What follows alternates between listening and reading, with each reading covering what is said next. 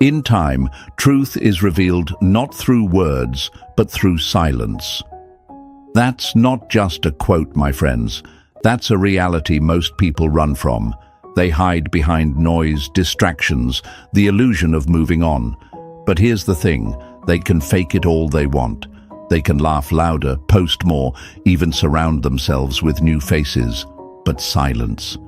Silence has a way of exposing everything they're trying so hard to bury. And that's exactly what we're diving into today. They can fake moving on, but silence exposes this emotional attachment. Before we get into it, do me one favor. Hit that like button, subscribe if you haven't already, and join this community where we turn emotional chaos into calm power. Stay with me, because you're about to see things in a way you've never seen them before. Now, folks, imagine this. A lake at dawn. The surface looks calm, still as glass, reflecting the sky.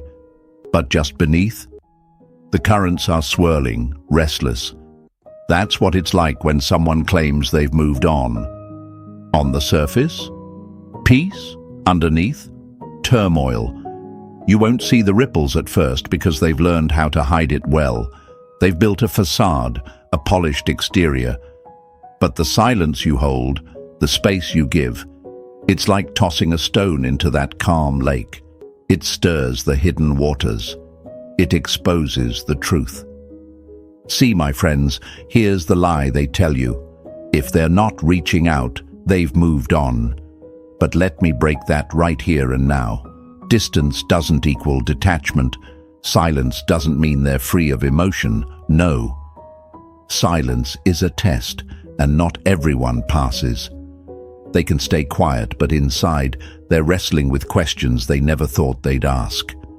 Did I make a mistake? Why haven't they chased me? Why do I still feel this pull? That's what your silence does. It doesn't just echo. It amplifies everything they're trying to avoid. The longer you hold your ground, the louder that echo gets. Let me give you another picture. Imagine a mask at a masquerade ball. Elegant, flawless, it hides the person beneath. But when the music fades and the masks come off, you see the real faces. Tired, uncertain, vulnerable. That's what silence does, my friends. It strips away the performance. It removes the filters, the staged photos, the perfectly timed posts. They can't dance forever in a room that's gone quiet. They can fake moving on, but the stillness reveals all. Marcus Aurelius said, "If it is not right, do not do it. If it is not true, do not say it." But let's take that one step further. If it's not true, even their silence can't hide it. You just have to know how to listen. And that's what makes you powerful. You're not chasing. You're not explaining yourself. You're not decoding every little action. You're letting the space, the quiet, do the work for you. That's Stoic psychology in action. That's emotional strength. But I know, folks, I know it's hard. I know that silence can feel like a void. You wonder if they've forgotten you, if they ever cared at all. You start to doubt your worth. But I'm here to tell you, don't fall for that lie. Their performance isn't your truth. Their mask isn't your mirror. You don't need to react. You don't need to prove anything. You are the calm in the storm, the steady hand in the chaos. That's what makes you unforgettable. So stay with me. We're about to unpack all the subtle signs their silence can't hide, those cracks in the mask, those ripples beneath the calm. And as we go, I want you to remember this affirmation. Say it with me. Drop it in the comments. I trust silence. Just those 3 words. I trust silence. Write it below. Show yourself, show me, and show the world around you that you're not just here to listen, you're here to grow. Hit that like button, subscribe if you haven't already, and let's dive deeper together. Stay with me. Number 1, silence is the mirror they can't escape. You can cover your eyes with your hands, but you can't block out your reflection in the mirror. Think about that for a second. No matter how hard someone tries to avoid their truth, no matter how loud the noise or how busy the distractions, the mirror is still there, waiting, watching, reflecting. And silence, my friends, silence is that mirror. It doesn't shout, it doesn't chase. It simply stands still, showing them the one thing they've been running from, themselves. Let's get into this. Imagine standing in front of a mirror after a long day. You can smile, fake it, put on a show for the world outside. But when it's just you and the reflection, there's no pretending. You see the exhaustion, the worry behind the eyes, the questions you've buried deep. That's exactly what happens to them in the silence you've created. They can scroll, they can post, they can pretend everything's perfect. But when the world gets quiet and the phone is down, the reflection stares back. You might be wondering, if they're quiet, doesn't that mean they've let go? That's the lie we're here to break. Silence isn't always a sign of peace.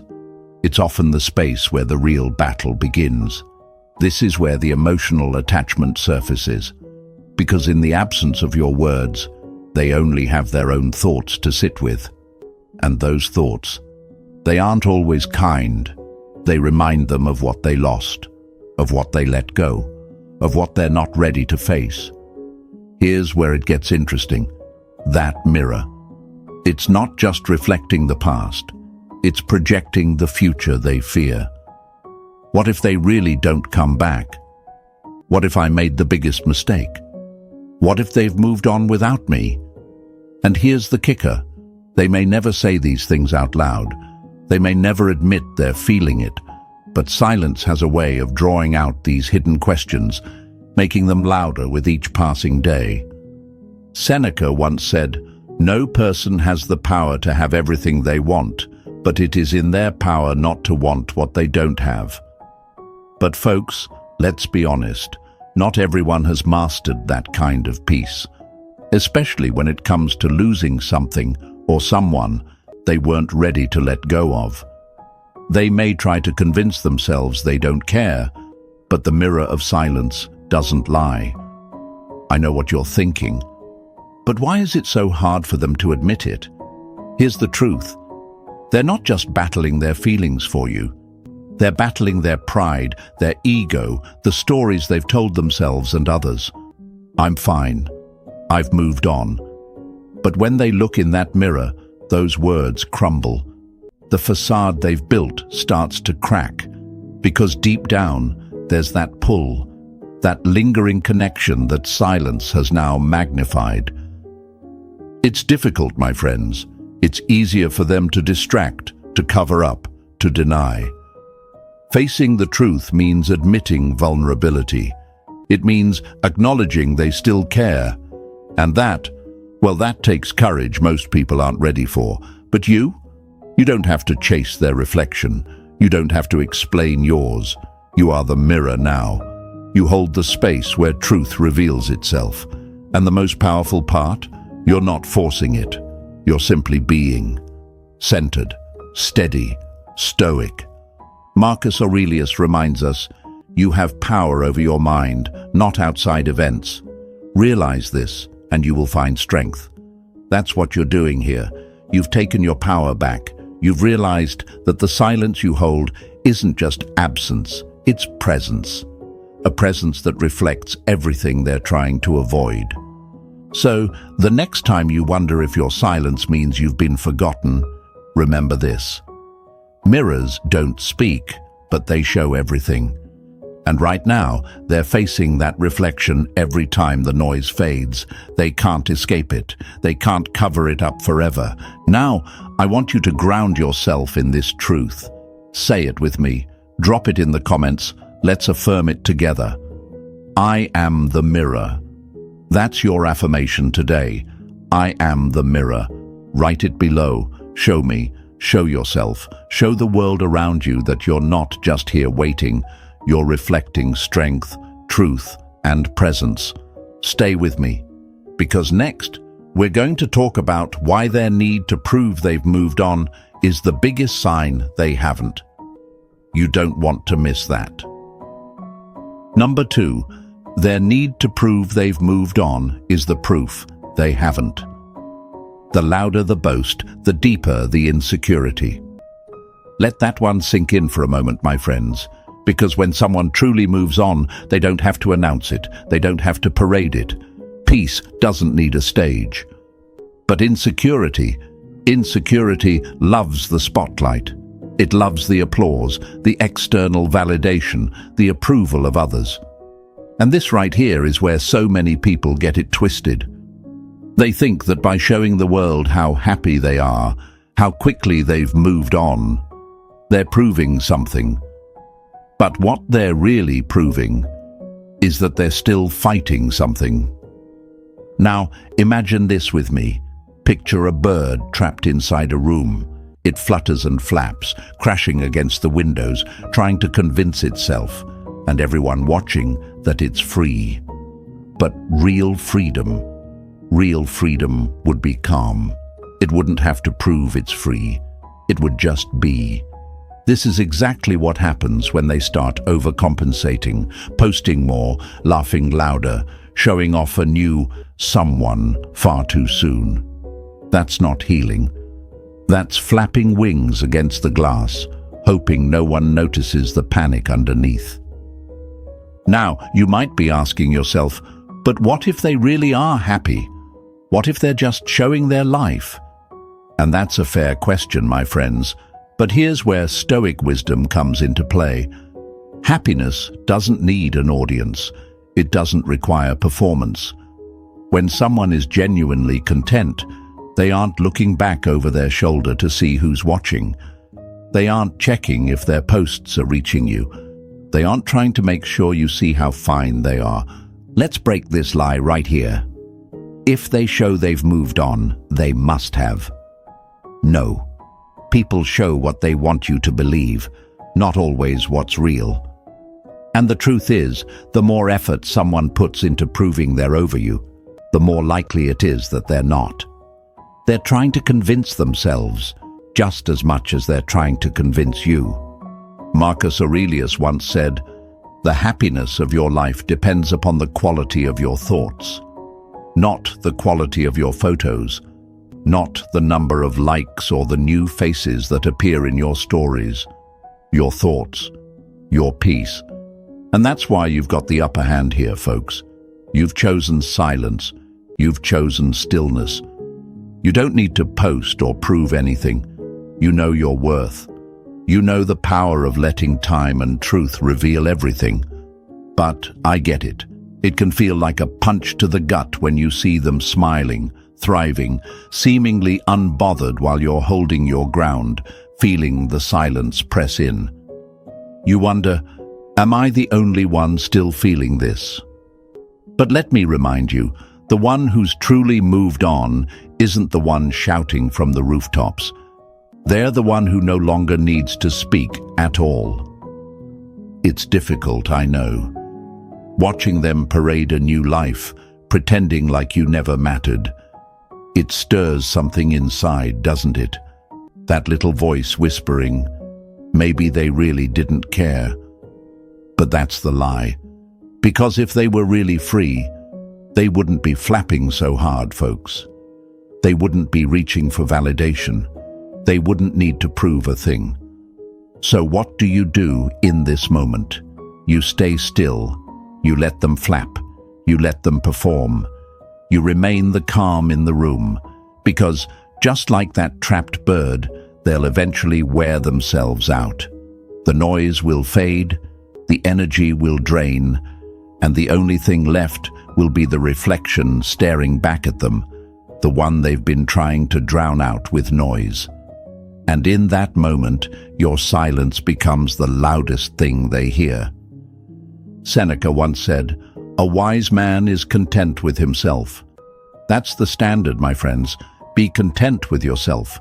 You don't need to prove you've moved on. You don't need to show the world how great you're doing. Your growth speaks for itself. in the way you carry yourself, in the peace you radiate, in the absence of noise. So right now, I want you to anchor yourself in this truth. Say this with me and drop it in the comments below. I don't need to prove my peace. Write it down, show me, show yourself, and show the world that your growth isn't for show, it's for you. Hit that like button, subscribe if you haven't already, and stay with me. Because next, we're going to talk about how emotional attachment speaks loudest in contradictions, and trust me, you don't want to miss it. Number 3, emotional attachment speaks loudest in contradictions. The opposite of love is not hate, it's indifference. You've heard that one before, right? But let's dig deeper into what that really means. Hate, anger, defensiveness. Those aren't signs that someone's moved on. Those are emotional contradictions, proof that attachment still lingers beneath the surface. Because when someone is truly indifferent, truly at peace, they don't react at all. They don't care enough to feel. And this is where you've got to sharpen your eyes, folks. Contradictions always reveal what words can't. Let me paint you a picture. Imagine a candle in a dark room, flickering wildly. One moment, it's casting light, hope, warmth, connection. The next, the flame sputters, casting shadows, darkness, uncertainty. That's what emotional contradictions look like. Hot and cold, warm one day, distant the next. Smiles in public, but tension in private. This inconsistency, it's not random, it's not confusion, it's conflict. A battle between what they feel and what they think they should feel. Between their pride and their vulnerability. Between their story of "I've moved on" and the reality that they haven't. And my friends, this is where they get trapped. Because the story they're telling themselves doesn't match what's happening inside. I should be over this. I'm fine. But then, out of nowhere, they get defensive when your name comes up. Or maybe they react to something you post, throwing shade or dropping subtle jabs. That's the contradiction, that's the sign. If they were truly detached, they wouldn't feel the need to respond at all. Silence wouldn't stir them. But when your silence triggers their reactions, that's emotional attachment waving its flag loud and clear. You might be wondering, why are they acting like this if they don't care? And here's the truth, my friends, they do care. They're just not ready to face it. They're wrestling between two worlds. The one where they've convinced themselves they're free, and the one where they still feel the pull of what was left unsaid, undone, unresolved. That emotional residue doesn't just disappear because they declared it over. Marcus Aurelius said it best. The soul becomes dyed with the color of its thoughts. And no matter how much they try to paint over it, the thoughts of you, the memories, the questions, they still bleed through. Their actions betray them. The contradictions speak louder than the performance. But I know, folks, it can be confusing. One minute they seem distant, the next they're reacting to you, poking at your peace, showing flashes of jealousy or curiosity. You're left asking yourself, what does this mean? Do they still care? Should I respond? But here's where the Stoic path becomes your anchor. You don't chase the answers. You don't match their energy. You simply observe. Because contradictions, they're not puzzles for you to solve. They're mirrors reflecting their inner conflict, not yours. Let me break another lie for you today. Mixed signals mean they're confused. No. Mixed signals mean they're conflicted. They know what they feel, but they don't like what they feel. They know what they told themselves, but the emotional truth refuses to cooperate. That's why they flicker like that candle, bright one moment, dim the next. And your role? Stay steady. Stay the mountain while they weather their storm.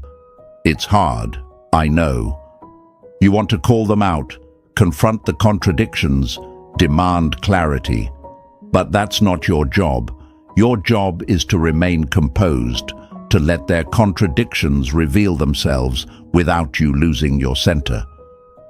Because every time they react to your silence, every time they contradict their own story, it's another crack in their mask, another glimpse into the emotional attachment they can't quite bury. Seneca reminds us, it's not that we have a short time to live, but that we waste much of it. Don't waste yours trying to untangle someone else's contradictions. Let them wrestle with their story. Let them navigate their own emotional maze. You stay grounded. You stay aligned with your peace. So here's your affirmation today. Say it with me, drop it in the comments, and let's anchor this truth together. I see through contradictions. Write it below. Show me, show yourself, and show the world around you that you're not here to play games. You're here to grow, to elevate, to observe without reacting. And stay with me, because next we're going to dive into why they linger in your orbit, even when they act like they've left your world behind. You don't want to miss this. Number 4, the quiet pull, why they linger in your orbit. The moon doesn't need permission to influence the tides. That quote right there sums up something powerful about human connection, my friends. Even when someone seems distant, even when they've told themselves they've moved on, the gravitational pull of emotional attachment lingers beneath the surface. It doesn't ask for permission. It doesn't need words. It simply exists. Just like the moon silently controls the ocean's rise and fall, your presence, especially your absence, still moves them in ways they can't quite admit. Let's break this down together. Picture 2 planets orbiting each other. Even if one tries to drift away, even if it claims to be done, that invisible pull remains. The gravity between them is real. It's silent, but it's powerful. And they may be on the outside of your world now, but they're still circling in your orbit. They check your stories, glance at your posts, linger in your digital shadow, not because they're indifferent, but because that gravitational pull refuses to let them fully drift away. You've seen it. They don't reach out directly. They don't say, "Hey, I miss you." No, that would require vulnerability. Instead, they hover. They stay connected from a distance, like a satellite that never quite loses signal. Maybe they like an old photo, maybe they show up in places you frequent, maybe they keep tabs through mutual friends. It's subtle, almost invisible if you're not paying attention. But make no mistake, my friends, that's not detachment. That's the quiet pull of emotional attachment disguised as distance. You might find yourself asking, if they're not reaching out, does it mean they've let go? Here's the truth. People don't linger where they feel nothing. They don't watch from a distance if they've truly moved on. That silent observation, it's a tether, a connection that still holds weight. And it's important to recognize it for what it is, not a sign for you to chase, but a sign that your silence is working, that your absence is felt. Marcus Aurelius said, "The best revenge is not to be like your enemy." And while this isn't about revenge, the lesson holds true. Don't let their lingering pull you back into old patterns. Don't break your silence because they can't break theirs. You've chosen to rise above, to stand still, to let time and space do the revealing. Because when you hold that ground, when you stay centered while they orbit around your world, you become the steady presence they never expected, the mountain unmoved by their storm. It's not easy, I know. You see them watching. You feel that quiet pull. Part of you wants to reach back, to acknowledge their presence, to respond. But that's where you grow. That's where emotional strength gets built. In the space between impulse and action. In the space where you feel the pull but don't move. Let me give you another metaphor, my friends. Think about a star in the night sky. From far away, it looks small, faint, almost insignificant. But in reality, that star is massive. It burns with power. It radiates light across galaxies. That's you right now. They might think they're just glancing at your life from afar. But what they're really feeling, the gravity of your growth, the radiance of your peace, the silent power of someone who no longer needs to explain their worth. And trust me, they feel it. Even if they don't speak it, even if they never admit it. That's the pull they can't escape. That's why they linger. Because there's something about you they can't fully release. Something unfinished, unresolved, undeniable. But here's the key, folks. Don't mistake their orbit for action. Their lingering isn't a sign for you to re-engage. It's a sign that they're still tethered to their own emotional conflict. Your job? Stay grounded. Stay centered. Stay the star that shines whether anyone's watching or not. Seneca once wrote, "A man who suffers before it is necessary suffers more than is necessary." Don't suffer waiting for them to make a move. Don't suffer wondering what their quiet pull means. You already know. Their presence in your orbit is their reflection to face, not your responsibility to fix. So here's today's affirmation. Say it with me, type it in the comments, and let's anchor this truth together. I am my own center of gravity. Write it below. Show me, show yourself. Show the world that you don't orbit anyone else. You are your own anchor, your own star, your own power.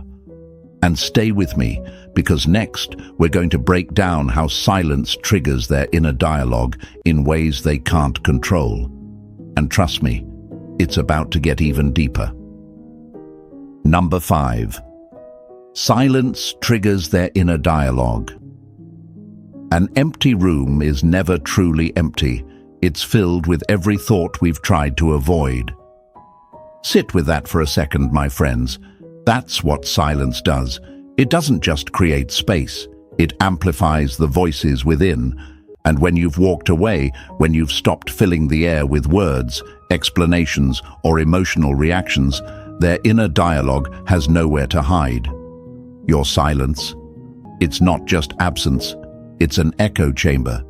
And the longer it lasts, the louder their thoughts become. Let me paint you a picture. Imagine walking into a grand hall. The walls stretch high, the space wide open, and your footsteps echo back at you. Now imagine standing still in that hall. Suddenly, you can hear everything, every breath, every creak, every whisper. That's what happens when you go silent. The noise of the outside world fades, and they're left alone with their own thoughts. Those thoughts they've been pushing down, distracting themselves from, pretending don't exist. They come rushing back. You might wonder, if they're silent too, doesn't that mean they're fine? Here's where the lie gets broken wide open. Silence doesn't always mean peace. It often means pressure. And for them, that pressure builds. Every day you don't reach out, every moment you don't explain, every second you remain still, it creates a vacuum. And in that vacuum, they start asking questions they can't answer. Why haven't they chased me? Why does this still bother me? Did I misread everything? These thoughts swirl, louder and louder, because your silence doesn't feed their ego. It starves it. Marcus Aurelius reminds us, the soul becomes dyed with the color of its thoughts, and the longer they sit with those thoughts, the more they begin to color their emotions. What starts as confusion turns into curiosity. Curiosity becomes anxiety.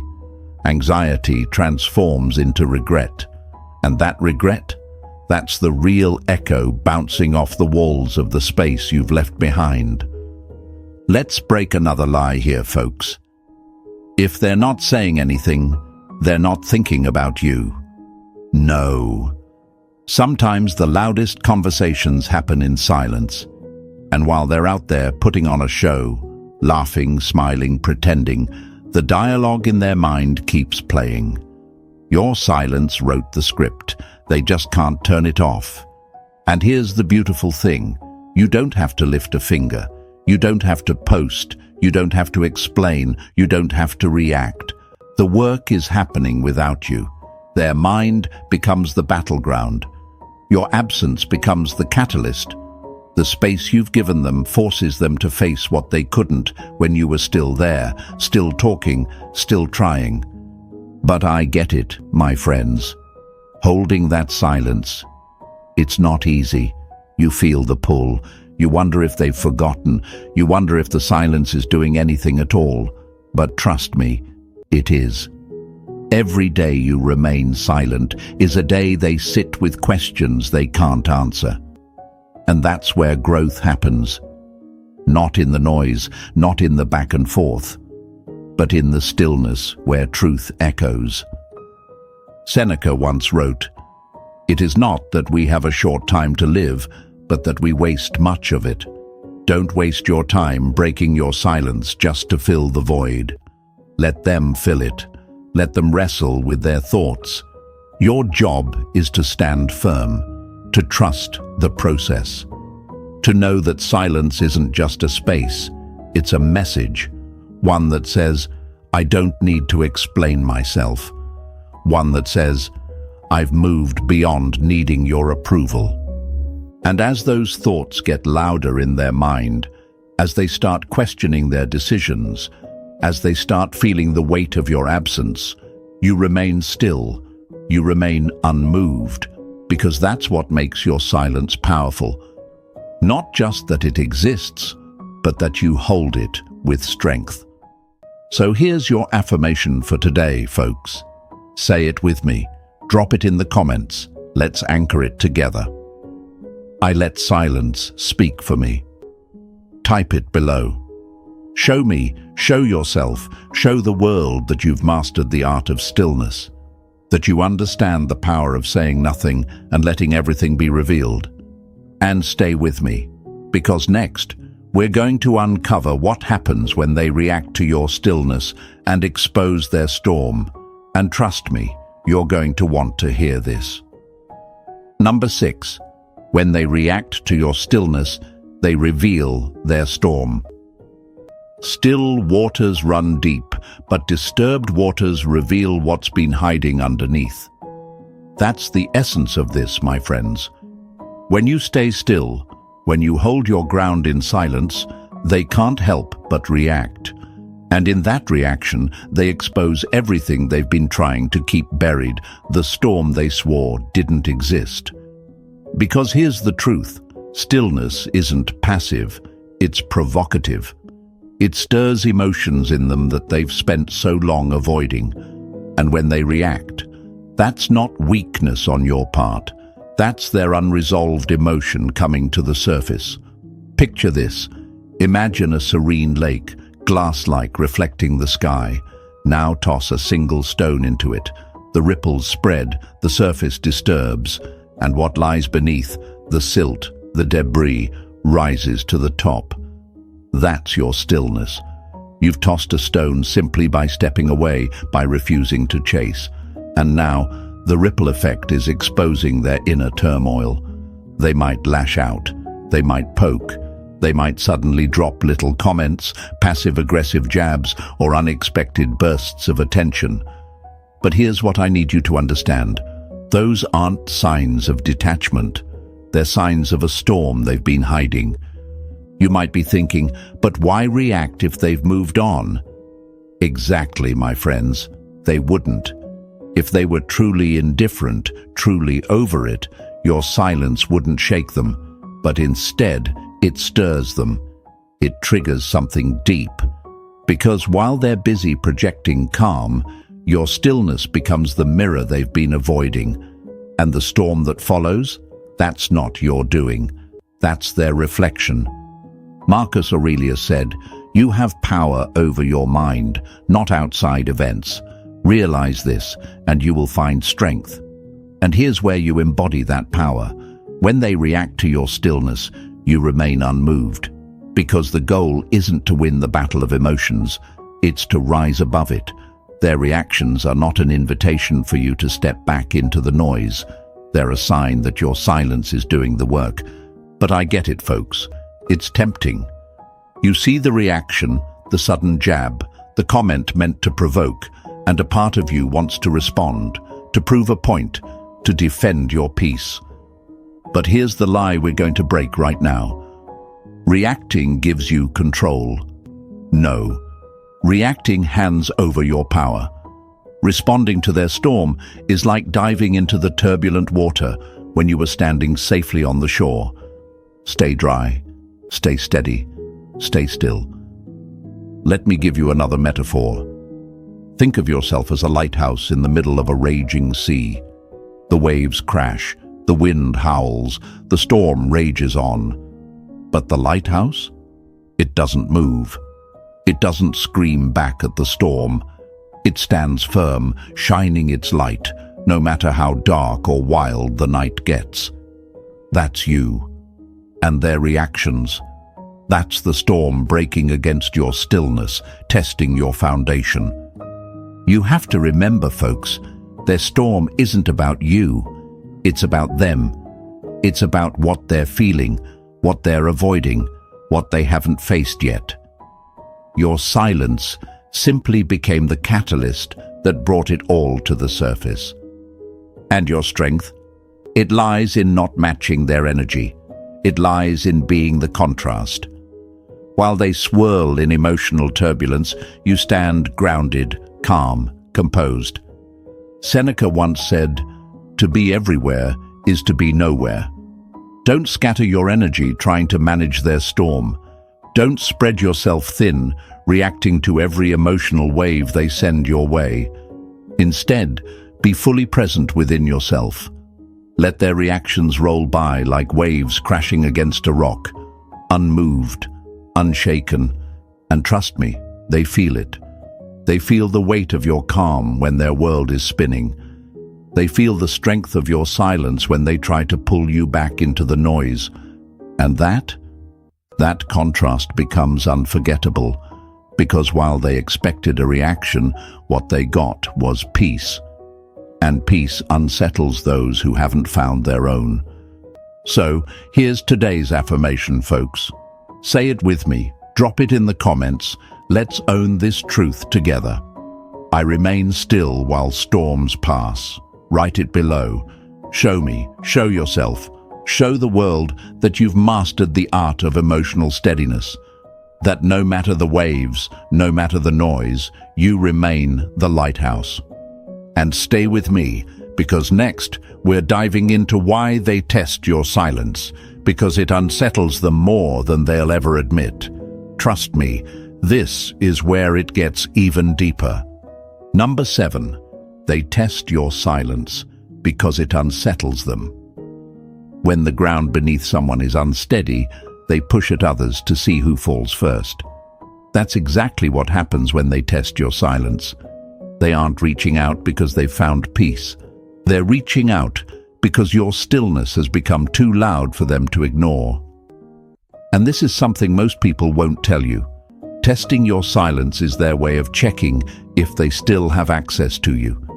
It's not about conversation. It's not about connection. It's about control. Because nothing rattles someone holding onto ego like the realization that their usual methods no longer work on you. Now picture this. Imagine a locked door in a quiet hallway.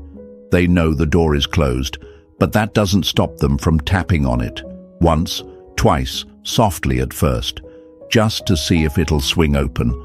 That's what these little tests are. The accidental messages, the subtle posts meant to catch your attention, the random check-ins that feel like they came out of nowhere. They aren't random. They're knocking on the door to see if you'll answer. You might be wondering, but if they're testing me, doesn't that mean they care? Let's break the lie here, my friends. Testing doesn't mean caring. It means curiosity mixed with control. It's their way of asking, can I still reach them? Do I still hold power here? But caring, real caring, doesn't come with games. It comes with honesty. It comes with vulnerability. These tests, they're neither. Marcus Aurelius reminds us, the best revenge is to be unlike him who performed the injury. And while we're not here for revenge, the principle stands. You don't need to respond to every knock. You don't need to match their energy or prove anything. Your silence is the message. Your stillness is the answer. And when they test you, that's your cue to hold even firmer to the ground you've claimed. But I get it, folks. It's tempting. The moment you see that little breadcrumb, a story view, a message, a post that feels like it's speaking directly to you, a part of you wants to answer, wants to lean back in. But here's what I need you to know. Responding only tells them the door is still open. It confirms that their tests worked, that you're still reachable, still emotionally tethered. And that's not where you want to be. You've worked too hard to find your center again. Let me give you another metaphor. Picture a fortress, high on a hill, built strong and impenetrable. You are that fortress. And when someone throws a stone at the wall just to hear the echo, you don't come running down to greet them. You stay where you are, solid, unmoved. Because reacting, that's leaving your post. That's stepping away from the power you've built. And trust me, they throw those stones because they hope you'll come down. They hope you'll open the gates again. Seneca once said, "We suffer more often in imagination than in reality." And for them, your silence fuels their imagination. They wonder, have they really moved on? Are they happier without me? Why aren't they responding? And that wondering, that's their storm, not yours. That's the power of silence at work. While they're busy imagining, questioning, testing, you remain the calm in their chaos. And here's the thing, when they test you, it's not because they've found peace, it's because they haven't, because your stillness unsettles them more than words ever could. They want to know if they can still pull you back into the emotional game. They want to know if they still hold sway over your peace. But the moment you don't answer, the moment you remain still, that's when the test becomes their failure. So here's today's affirmation. Say it with me, drop it in the comments, and let's claim this truth together. I guard my peace like a fortress. Write it down. Show me, show yourself, show the world that you are untouchable when it comes to your emotional state. That no test, no breadcrumb, no knock on the door will pull you back into a space you've outgrown. And stay with me, because next, we're going to dive into the final piece of this puzzle. How silence teaches them what presence never could. Trust me, this is where everything comes full circle. Number 8. Let silence teach them what presence never could. The absence of noise is not the absence of meaning, it's the space where truth speaks the loudest. That, my friends, is the essence of silence. It teaches lessons that your words, your presence, your explanations never could. Because while words can be twisted, misheard, or ignored, silence makes them sit with the reality they've been avoiding. No distractions, no detours, just them and the truth. Let me take you into this. Picture a painting, stand too close to it, and all you see are the brushstrokes, the smudges, the imperfections. But step back, give it space, and suddenly the image comes into focus. That's what your silence does. When you were present, when you were speaking, explaining, trying to be understood, they were too close to see the picture. They couldn't appreciate the depth, the beauty, the value of what you brought. But now that you've stepped back, now that you've given space, the image sharpens. Now they see. But here's the thing, it's not just about seeing you differently, it's about feeling the void you left. See, people take presence for granted. They assume you'll always be there. They get comfortable, expecting the energy, the attention, the emotional support. But when that's gone, when the well runs dry, they have to face what's missing. And that absence, that's what teaches them, not your presence, not your efforts, but your withdrawal. You might be asking, but how does that work? How does silence teach? It teaches by forcing them to confront the echoes. Every moment you were there, every laugh, every act of kindness, they replay it, not because you reminded them, but because your absence did. And those echoes, they aren't comforting, they're haunting, because they now realize the cost of what they lost, not in your words, but in the space you left behind. Marcus Aurelius said, "Waste no more time arguing what a good man should be. Be one." And my friends, that's what you're doing. You're no longer arguing for your worth. You're living it. You're not explaining why you deserve better. You're showing it by walking away, by remaining silent, by letting the lesson unfold on its own. Because you understand this deep truth, the absence of something valuable teaches far more than its presence ever could. Let me give you another metaphor.